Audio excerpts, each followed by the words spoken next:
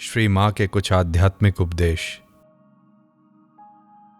ध्यान का अभ्यास करो। धीरे धीरे तुम्हारा मन इतना शांत और स्थिर हो जाएगा कि तुम्हारा मन ध्यान से हटाने पर भी नहीं हटेगा। जब मन परमात्मा को छोड़कर अन्य सांसारिक वस्तुओं की ओर जाए तो उन्हें नश्वर समझने का प्रयास करो और अपना मन भगवान के पवित्र चरणों में समर्पित कर दो। प्रत्येक को कर्म करना चाहिए। कर्म के द्वारा ही कर्म पाश कटता है और अनासक्ति की भावना उत्पन्न होती है। किसी को एक क्षण के लिए भी कर्म से विमुख नहीं होना चाहिए। अनादिकाल से लोगों ने मूर्ति पूजा की साधना करके मोक्ष प्राप्त किया है।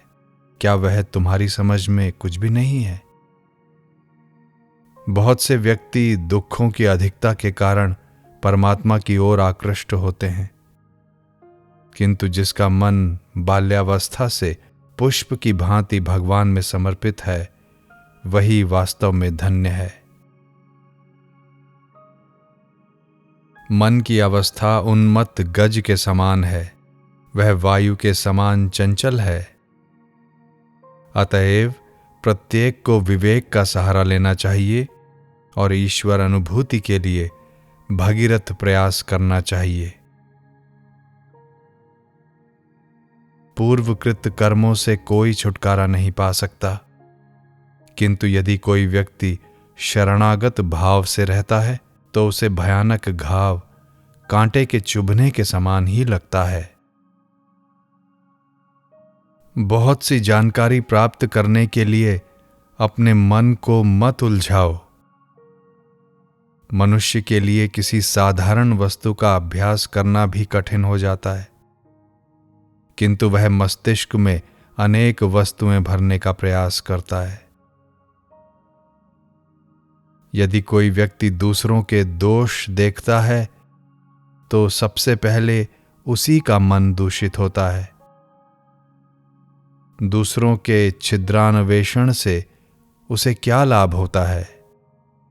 उससे वह स्वयं अपने को ही चोट पहुंचाता है। वासना से ही इस शरीर की उत्पत्ति होती है।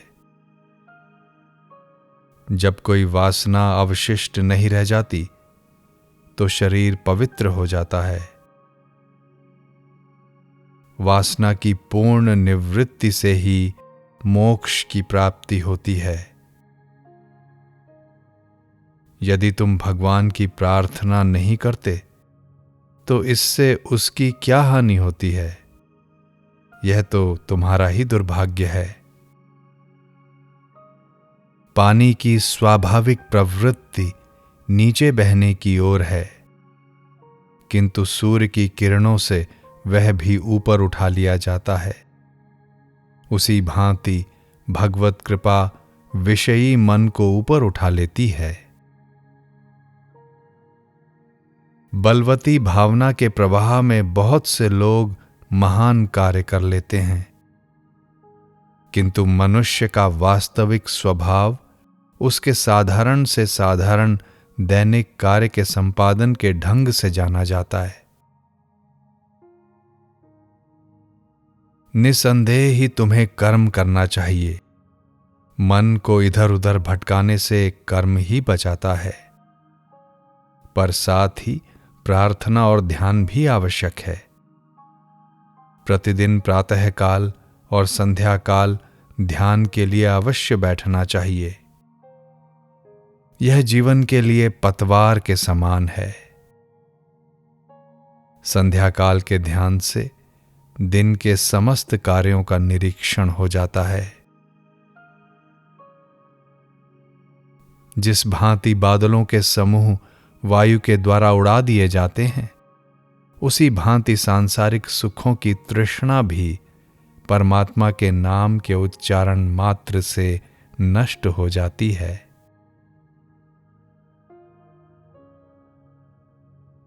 जिस भांति चंद्रमा में अनेक दशाएं होती हैं, उसी भांति मन की भी अनेक परिवर्तनमयी दशाएं होती हैं।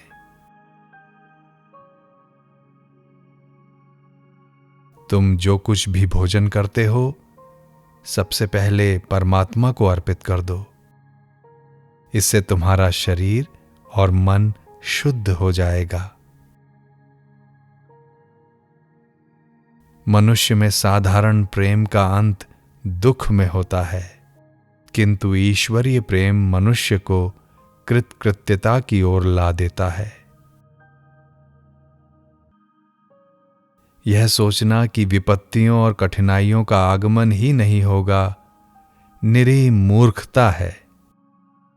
उनका आना अवश्यंभावी है, किंतु भक्त के लिए वे पैर के नीचे जल की भांति बह जाती हैं।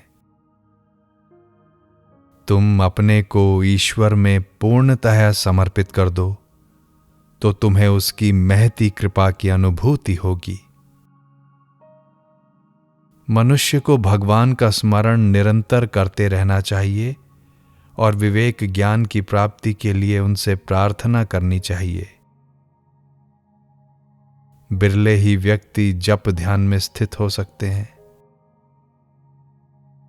अधिकांश लोग प्रारंभ में तो बड़ी तत्परता से ध्यान प्रार्थना में प्रवृत्त होते हैं, किंतु सदैव वही करते रहने से मस्तिष्क गर्म हो जाता है और वे क्रमशः दंभ के शिकार हो जाते हैं। कई विषयों पर निरंतर मनन करते रहने से उनका मन भी चंचल हो जाता है। किसी न किसी काम में रुचि दिखाना मन को भटकाने की अपेक्षा श्रेष्ठतर है। जब मन को कुछ छूट मिलती है तो वह विशेष उलझने पैदा करने लगता है।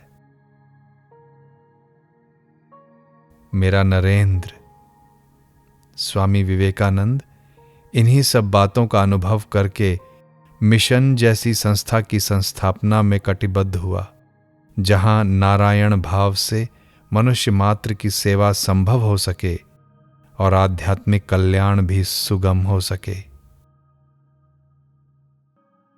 ध्यान का अभ्यास करो, धीरे धीरे तुम्हारा मन इतना शांत और स्थिर हो जाएगा कि तुम्हारा मन ध्यान से हटाने पर भी नहीं हटेगा। जब मन परमात्मा को छोड़कर अन्य सांसारिक वस्तुओं की ओर जाए तो उन्हें नश्वर समझने का प्रयास करो और अपना मन भगवान के पवित्र चरणों में समर्पित कर दो। प्रत्येक को कर्म करना चाहिए। कर्म के द्वारा ही कर्मपाश कटता है और अनासक्ति की भावना उत्पन्न होती है। किसी को एक क्षण के लिए भी कर्म से विमुख नहीं होना चाहिए। इस सांसारिक जीवन में है ही क्या, तो भी लोगों की इसके प्रति बेहद आसक्ति होती है। देखो ना, इसमें से कितने लोग बाहर आ सकते हैं और किस तरह उनका मन और शक्ति बर्बाद हो जाती है। ऐसी स्थिति में पड़ा हुआ व्यक्ति क्या आध्यात्मिक महानता प्राप्त कर सकता है? तुमने क्या केकड़े देखे हैं? केकड़े की मां बारंबार बिल से बाहर झांकती है और फिर अंदर चली जाती है। वह बार बार स्वयं को मुक्त करने का प्रयत्न करती है, किंतु असफल होती है। ऐसा क्यों होता है? क्योंकि बिल के अंदर रहने वाले बहुत से बच्चों के प्रति उसकी आसक्ति है। कितना प्रयत्न करती है, किंतु आसक्ति उसे बिल में ही खींच ले जाती है। सांसारिक जीवन में डूबे हुए लोगों की भी यही दशा है। जिसका जैसा भाग्य होता है, जिसके जैसे कर्म होते हैं, उसके अनुरूप ही उसे सुयोग सुविधा प्राप्त होती है। सच बात तो यह है, जिसका भवसागर पार जाने का समय होगा वह बंधन तोड़कर चला जाएगा। उसे कोई बांध कर नहीं रख पाएगा। धन का अभाव, चिट्ठी की प्रतीक्षा, आकर लौट जाने का भय, ये सब कुछ भी नहीं है। विश्वास और निष्ठा ही प्रधान चीज है। विश्वास और निष्ठा रहने से सब कुछ मिलता है। सन्यासी त्याग का आदर्श है। लकड़ी की स्त्री मूर्ति भी यदि रास्ते में उल्टी पड़ी हो तो सन्यासी कभी उसे पैर से उल्टाकर नहीं देखेगा। साधु में राग द्वेष नहीं होना चाहिए। साधु के लिए आवश्यक है कि सब सहन करे। ठाकुर हृदय से कहते थे, तू मेरी बात को सहना, मैं तेरी बात को सहूंगा, तभी ठीक होगा, नहीं तो निपटारे के लिए खजांची को बुलाना पड़ेगा। सन्यासी को सब माया काटनी होगी। सोने की बेड़ी भी बेड़ी है और लोहे की बेड़ी भी बेड़ी। साधु को माया में नहीं फंसना चाहिए। कौन किसका पिता है, कौन किसकी माता, ईश्वर ही सब कुछ है।